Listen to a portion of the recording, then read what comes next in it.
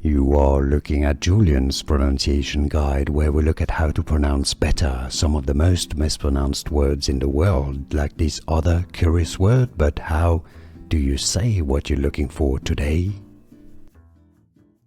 Let's learn once and for all how to pronounce this name correctly. This is a name, of course, originally from French, meaning the red-haired person. Leroux is the English pronunciation. Let's go to the French pronunciation. Leroux.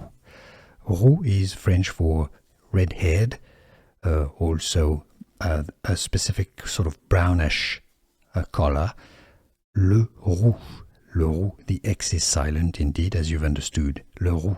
Now, in English, it's generally therefore pronounced as Leroux. Some may say it as Leroux, maybe. Do you pronounce it Leroux? Where are you from as well? Are you in the US, Canada, elsewhere? Let us know in the comments how you pronounce it and where you're from and why. Leroux is the French pronunciation here.